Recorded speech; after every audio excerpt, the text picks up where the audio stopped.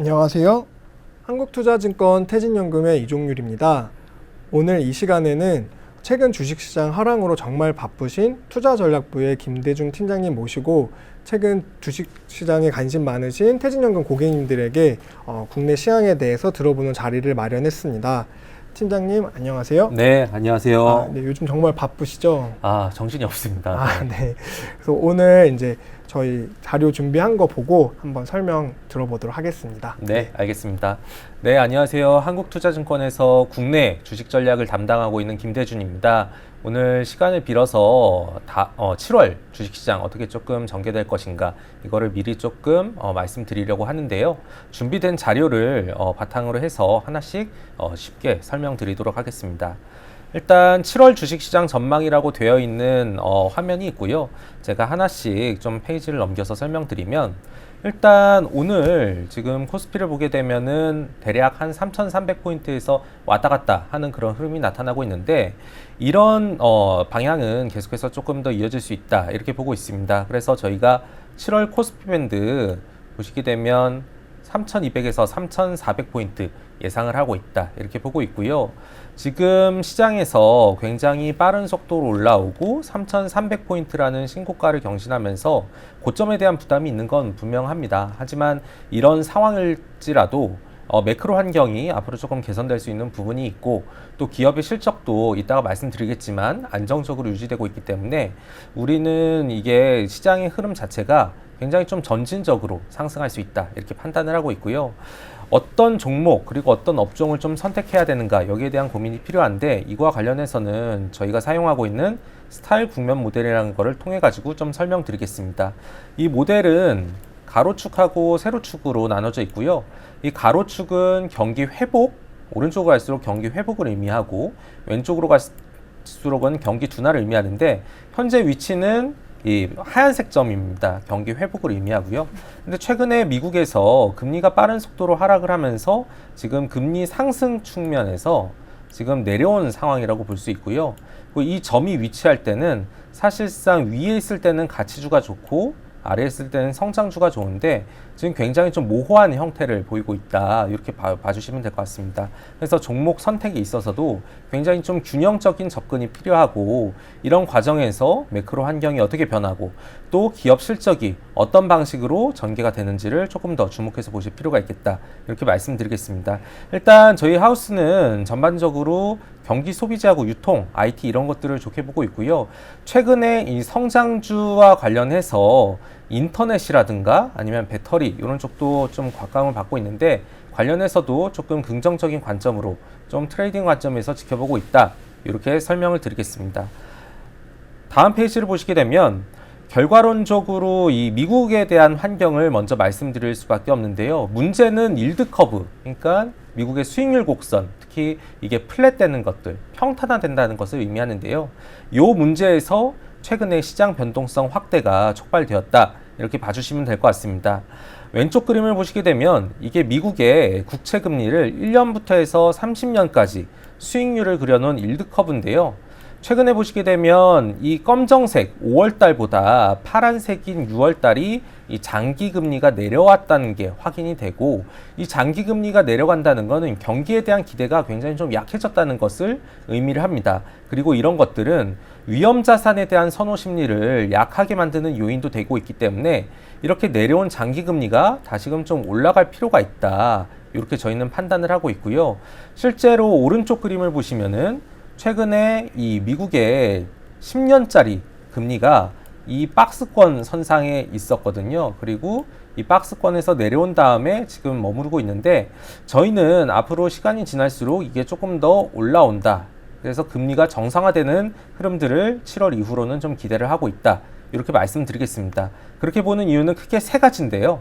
첫 번째는 일단은 미국의 물가 상승에 대한 우려 이런 것들이 조금 완화가 되고 있습니다. 사실상 시장이 걱정했었던 부분은 6월 FOMC에서 이 점도표라고 해서 연준 위원들의 기준금리 어떻게 될 것인가 요거를 나타내는 도표가 있는데요. 거기에 2023년에 금리를 2번 올린다고 해서 시장이 굉장히 오들오들 떨었습니다. 근데 이렇게 됐던 배경에는 물가가 굉장히 빠른 속도로 상승을 하고 이 물가 상승을 억제하기 위해서 연준이 조기 긴축에 나서고, 그리고 그 조기 긴축, 뭐 금리 인상이라고 볼 수 있는데요. 금리 인상이 전반적으로 경기 회복의 모멘텀을 약화시키고 이런 것들이 장기 금리 하락을 이끈다 이렇게 보고 있는데, 실제로 최근에 미국의 PC라고 해서 개인 소비 지출 지수의 상승률입니다. 미국의 중앙은행은 요거를 인플레이션 지표로 보고 있는데, 확정치가 파란색이고요. 조사치가 회색인데 최근에 발표된 게 거의 비슷하게 나왔죠. 그러니까 이제 앞으로 나올 수 있는 미국의 물가 상승 압력은 시장에서 예상하는 거하고 비슷하기 때문에 이게 고점을 찍고 조금 내려갈 수 있지 않겠나 이렇게 생각을 하고 있고, 실질적으로 물가 상승 압력에 영향을 미치는 원자재 가격, 최근에 미국 주택 시장이 굉장히 화랑이었는데 이 목재 가격도 지금 빠른 속도로 반락을 하고 있고요. 구리 가격도 최근에 조금 둔화되는 흐름이 나타나면서 상품 가격 올라가는 거 이제 조금 어느 정도 마무리됐네, 앞으로는 이게 내려가게 되면 우리가 우려했던 인플레이션 압력도 조금 완화가 될 것이고, 연준이 얘기했었던 특히 시장에 약간 신호를 보냈던 조기 긴축에 대한 우려도 사라질 거야. 그렇게 되면은 장기 금리가 내려갔던 부분도 약간 경기 회복이 다시 진행된다는 점을 반영해서 올라가겠지, 이렇게 논리가 전개될 수가 있거든요. 그래서 앞으로 나올 수 있는 인플레이션 압력 완화, 이런 것들 저희가 조금 주목하고 있고요. 두 번째는 아무래도 인프라 투자입니다. 재정 지출을 하게 되면 경기는 살아나기 마련이거든요. 근데 시장에서 실망했었던 부분은 이번에 미국의 초당파 협의체가 합의했던 부분이 이 7번째 부양책, 미국의 이제 잡스 플랜이라고 해가지고 인프라 투자안인데, 원래 바이든 대통령은 2.3조 달러를 얘기를 했습니다. 근데 민주당과 공화당의 이 초당파 협의체가 8년간 1.2조 달러, 거의 1조 달러 가까이를 줄였거든요.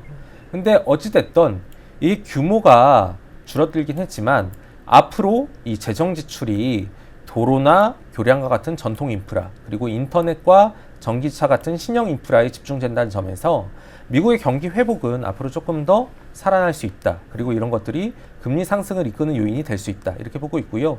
실질적으로 이 신규 주문, 항공을 제외한 비국방 자본재 이 지수가 있는데, 이게 올라가고 있는 추세가 이어진다면 미국의 경기 회복에 대해서는 우리가 의심을 할 필요는 아직까지는 좀 없겠다. 이렇게 말씀을 드리겠습니다. 세 번째는 결과론적으로 코로나인데요. 델타 변이 얼마나 막을 수 있느냐, 이게 대표적인 키 팩터가 될 텐데, 미국을 보시게 되면은 12월에, 그러니까 작년 12월에 백신을 맞고 난 이후로 신규 확진자 수가 굉장히 빠른 속도로 줄었습니다. 근데 영국에서 코로나 델타 변이 이게 확산이 되면서 미국도 이게 다시 올라가는 게 아니냐, 이런 우려가 발생을 하고 있거든요. 근데 최근에 영국 스코틀랜드에서 굉장히 좀 재밌는 연구 결과가 나왔습니다. 이 화이자하고 아스트라제네카 델타 변이에 대해서 어느 정도로 예방을 할 수 있느냐, 요거를 조금 조사를 했는데 한 5만 명 대상으로 조사를 했고요. 보시게 되면 2차 접종을 끝내고 14일이 지난 다음에 화이자는 79%, 그리고 아스트라제네카는 이보다 낮은 60%. 따라서 이 화이자의 예방률이 굉장히 높은데, 아시다시피 미국은 대부분 화이자나 모더나 같은 mRNA 백신을 접종을 했기 때문에 이 델타 변이를 굉장히 좀 막을 수 있는 게 아닌가, 이런 기대가 발생을 할 수 있습니다. 그래서 다른 국가와 다르게 델타 변이를 조금 막을 수 있다면 미국의 경기 굉장히 완만하게 회복되는 추세가 이어질 수 있겠다, 이렇게 보고 있고요. 그래서 이런 것들을 반영했을 때 지금 일드 커브가 플래트닝 되고 시장에서 위험자산 선호 심리가 좀 약해지는 구간에 있는데, 이런 것들이 앞으로 조금 더 다시 달라질 수 있다, 복원될 수 있다, 이렇게 저희는 판단을 하고 있습니다. 그 다음은 아무래도 한국 시장이다 보니까 한국의 변화들, 이런 것들을 조금 보실 필요가 있는데요. 한국도 마찬가지입니다. 금리가 말썽이고요. 특히 이 금리가 이 기준금리에 영향을 받는 국고채 3년 금리, 요게 빠른 속도로 튀면서 한국도 일드 커브가 플랫됐네, 수익률 곡선이 평탄화됐네, 마찬가지로 경기에 대한 기대감은 약화되고 개별 모멘텀을 갖고 있는 성장주만 좀 되겠네, 이렇게 시장이 흘러가고 있습니다. 근데 이런 것들은 저는 조금 완화될 수 있다고 보고 있고요. 왜냐하면 이 앞으로 하는 총재가 얘기를 했지만 한국의 금융 상황이 굉장히 완화적이다. 이 오른쪽에 있는 그림이 위로 올라갈수록 한국의 금융 상황이 완화적인데, 이런 것들을 반영을 해서 통화 정책을 정상화해야 된다, 이렇게 언급을 했거든요. 그러면서 이 금리가 굉장히 빠른 속도로 올라갔는데, 실제로 기준금리를 올리게 된다면 이것들은 약간 좀 안정화될 가능성이 높습니다. 실제로 2017년에 금리 인상 사이클이 전개가 되면서 마찬가지로 국고채 3년 금리가 빠른 속도로 올랐는데 금리가 올라간 이후로는 좀 어느 정도 평탄화되면서 안정화되는 모습이 나타났기 때문에 한국의 국고채 3년 금리도 지금 올라가고 있지만 앞으로 시간이 지날수록 조금 안정화되겠다. 이렇게 생각을 하고 있고요. 실제로 금통위가 이제 7월, 8월 이렇게 또 전개가 되는데 이때 소수 의견이 나오는지 그리고 그 소수 의견이 인상으로 연결될 것인지 이런 것들을 계속해서 모니터링 하실 필요가 있겠다. 이렇게 말씀을 드리겠습니다. 그리고 한국도 마찬가지로 단기 금리는 올라가고 있는데 최근에 국채 10년 같은 장기 금리, 경기에 영향을 받는 장기 금리가 하락을 하고 있습니다. 그래서 이것도 미국처럼 올라가 줄 필요가 있는데요. 한국 내부 요인도 여기에 영향을 미칠 것이고 그리고 미국의 영향들 이런 것들 반영이 될 것인데 왜냐하면 미국채 10년하고 한국의 국고채 10년하고 굉장히 비슷하게 움직이거든요. 근데 방금 전에 제가 설명을 드렸다시피 미국도 인프라 투자 그리고 인플레이션 우려 압력 완화, 인플레 압력 완화 그리고 백신에 대한 여러 가지 확산 방지 이런 것들이 전개가 되면 금리가 올라갈 것이고 한국도 마찬가지로 이런 것들이 같이 올라갈 수 있다 이렇게 보고 있습니다. 만약에 지금과 같은 상황이 예전처럼 달라지게 된다면 아마도 우리가 주목해야 될 업종은 금리가 이제 올라가면서 좀 상승할 수 있는 그런 업종을 선택해야 될 것이고 뭐 퇴직연금 운용에 있어서 뭐 ETF를 선택할 수도 있는데 지금 그거에 수혜를 받을 수 있는 ETF를 조금 선정하는 게 조금 유리하다 이렇게 말씀드리겠고요. 지금 앞으로 조금 다시 정상화되는 국면에서 저희가 볼 수 있는 게 금융, 에너지, 산업재, 경기 소비재 이런 것들이 있고요. 금리가 올라갈 때 수익률이 좋아지는 업종들입니다. 그래서 이런 것들에 대해서 조금 관심을 가질 필요가 있다. 금리가 하락할 때는 아무래도 이 반대인 건강관리나 커뮤니케이션, 뭐 인터넷 같은 게 될 수밖에 없겠죠. 근데 앞으로는 이런 것들이 조금 나을 수 있다는 점을 좀 반영을 해서 우리가 퇴직연금 같은 굉장히 좀 장기적인 투자는 추세를 형성하는 것들을 조금 접근할 필요가 있는데 그런 측면에서 이런 경기 순환 업종에 대해서 조금 주목해야 된다 말씀을 드리겠습니다. 그리고 7월과 관련해서 7월 전망과 관련해서 한국 내부적인 요인 설명을 좀 드리려고 했는데 사실 제가 지금 말씀드리는 게 6월 28일 날 이번 주에 나온 굉장히 따끈따끈한 소식입니다. 이 한국은 연말에 한 번 그리고 6월에 한 번 경제정책 방향이라는 거를 발표를 하는데 이 방향을 통해서 하반기에 정부가 경제 운용 방침을 결정을 하게 되고요. 일단 소개를 해드리면 정부가 어쨌든 코로나 충격에서 탈피를 하기 위해서 완전하게 경제 회복을 해야 된다. 그리고 경제 구조를 바꿔야 된다. 이렇게 얘기를 하고 있습니다. 실제로 코로나 충격에서 조금 벗어나기 위해서 재정 지출을 할 것으로 얘기를 하고 있고요. 그거는 이 정책 방향에서 빠르고 강한 회복, 특히 코로나에서 파급 영향을 최소화하기 위해서 이 본격적으로 회복을 뒷받침하는데 여기에 관련된 방안이 추경입니다. 일단 1차 추경을 한번 진행을 했었고요. 이번에 2차 추경을 진행을 하면서 이제 해당되시는 분들이 많이 계실 것 같은데요. 이 재난지원금 다시금 인당 25에서 한 30만 원 정도로 지원을 해줄 겁니다. 그래서 이런 것들을 바탕으로 한국의 내수를 다시금 키울 그런 계획을 갖고 있고요. 또 여러 가지 소비를 활성화하기 위해서 소비 쿠폰을 발행하는 부분도 있고 여기에 제가 적진 않았지만 우리가 가장 조금 관심 있어야 할 부분이 이 신용카드 캐시백입니다. 지금 3분기로 접어들 텐데 2분기하고 비교를 해서 3분기에 돈을 많이 쓰게 된다면 정부가 캐시백을 해준다고 얘기를 하고 있고요. 인당 한도 30만 원이고 월 10만 원씩 앞으로 돌려줄 겁니다. 그래서 이런 것들을 감안을 하게 되면 우리가 한국 내부적으로 소비를 더 활성화할 수 있는 부분이 분명히 나올 수 있다. 그리고 이런 것들은 한국 내부의 요인, 소비를 살려서 경기 모멘텀을 강화시키는 요인으로 연결될 수 있다. 이렇게 보고 있고요. 마찬가지로 투자도 계속해서 접근을 하고 있는데 공공하고 민간 바탕으로 해서 뭐 화성의 반도체 클러스터를 만들고 뭐 고양의 컨텐츠 센터를 만드는 등 여러 가지 작은 집행을 할 것으로 지금 전망을 하고 있습니다. 다음으로 말씀드릴 부분은 하반기 경제정책 방향에서 여기 경제구조의 대전환이 있는데 이거는 한국판 뉴딜하고 미래전략산업 이걸로 요약을 할 수가 있는데요. 한국판 뉴딜보다는 주식시장 측면에서 미래 전략 산업에 조금 더 집중을 하셔야 되기 때문에 요거를 조금 가져왔습니다. 일단 가장 주목해야 될 거는 한국 정부가 빅3에 대해 관심이 많다. 빅3는 미래차, 시스템 반도체, 바이오 헬스 이게 있고요.